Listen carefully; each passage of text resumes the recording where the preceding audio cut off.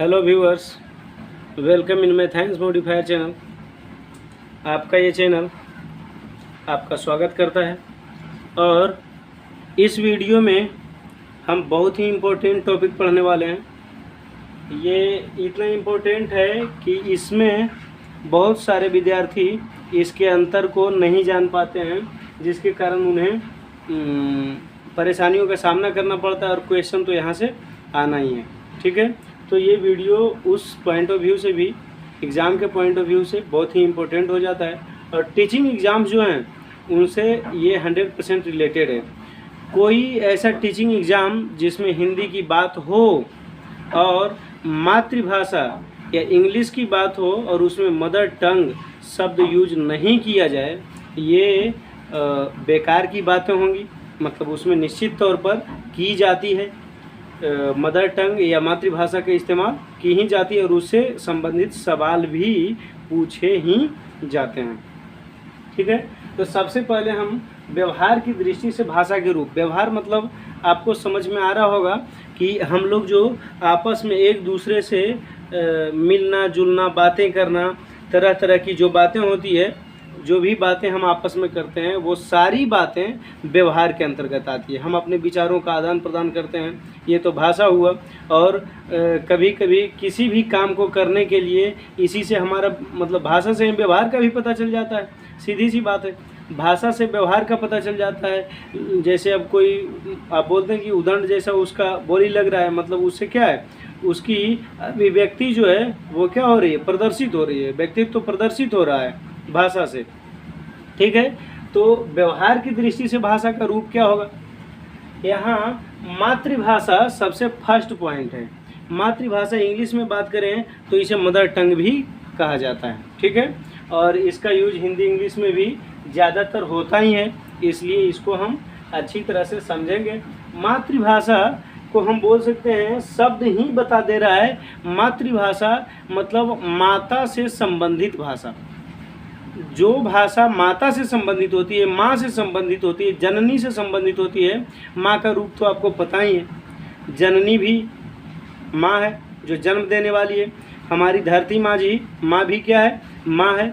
यानी हमारी मातृभूमि जो है, जहाँ जन्म हुआ है हमारा, वो भी हमारी क्या है, माँ है। ठीक है, तो यहाँ पर मातृभाषा का मतलब हो जाएगा माँ से सीखी गई भाषा, मतलब परिवार से सीखी गई भाषा। उसको हम क्या बोलते हैं, मातृभाषा बोलते हैं। जो हम अपने परिवार में रहकर सीखते हैं उसे मातृभाषा बोलते हैं। दूसरा पॉइंट जो बताया है ये प्रादेशिक भाषा है।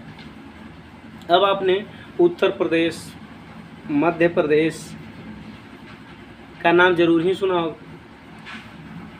तो प्रदेश का मतलब हुआ आप जहाँ रहते हैं उससे बाहर के लोग, उस प्रांत से बाहर के लोग। ठीक है, यानी एक देश के ही अंदर अलग अलग प्रांत में यानी प्रदेश में डिवाइड हुआ होता है। प्रदेश अपने देश के पार्ट को प्रदेश बोलते हैं और देश से बाहर के पार्ट को विदेश बोलते हैं, पता होगा आपको।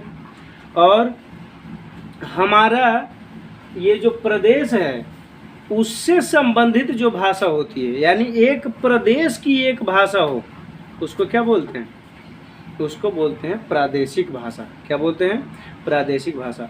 तो भाषा के ये दूसरे रूप हो गए।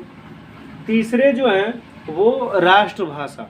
राष्ट्रभाषा पूछा भी जाता है, राष्ट्रभाषा, हमारी राष्ट्रभाषा क्या है, तो हम राष्ट्रभाषा के रूप में हिंदी का नाम लेते हैं। ठीक है, अलग अलग कंट्रीज़ अपने देश के भाषा के लिए अलग अलग लैंग्वेजेस का नाम लेंगे। अब यहाँ पर राष्ट्रभाषा का मतलब हुआ एक देश के लिए जो भाषा हो, ऐसी भाषा जिसमें देश के कार्यकलाप, क्रियाकलाप को क्या किया जाता है, संयोजित किया जाता है, समायोजित किया जाता है या व्यवहार में लाया जाता है, तो उन भाषा को क्या बोलेंगे, राष्ट्रभाषा।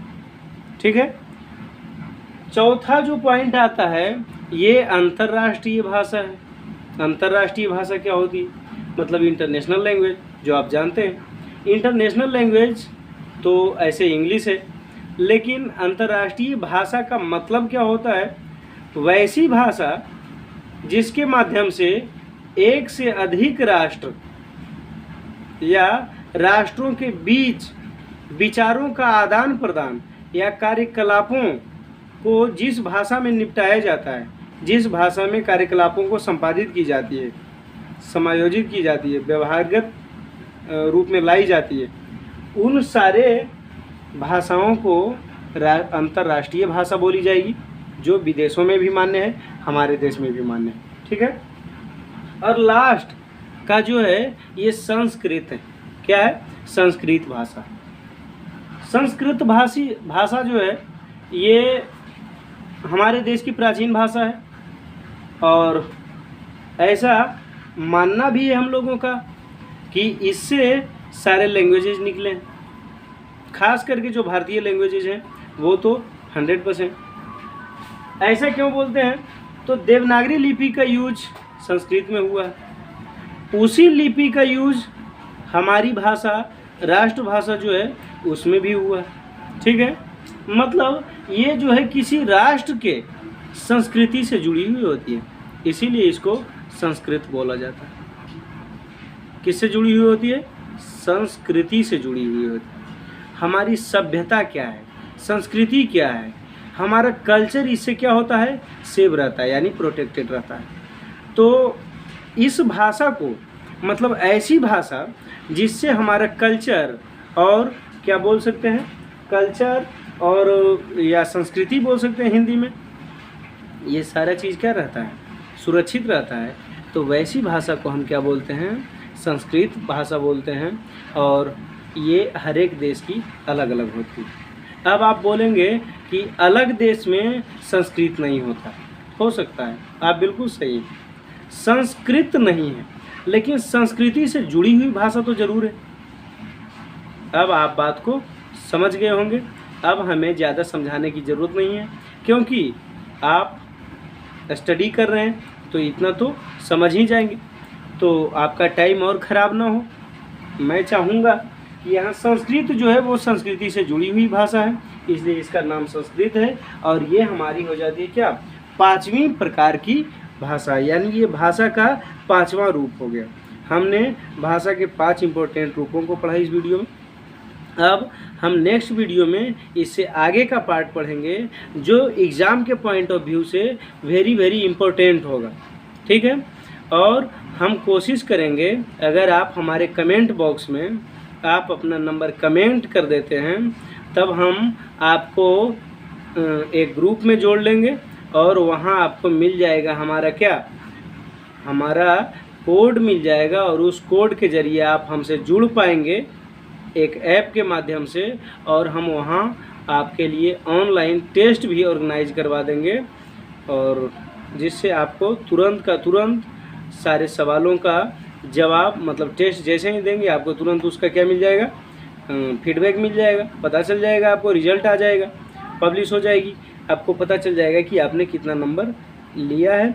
और सारे क्वेश्चंस जो होंगे वो सब किसी न किसी एग्ज़ाम में पूछे गए होंगे, और प्रयास करूंगा ये भी कि किस एग्ज़ाम में पूछा गया ये भी बताया जा सके, किसी न किसी माध्यम से मैं आपको बताऊंगा। तो आज के लिए इस वीडियो में इतना ही। धन्यवाद।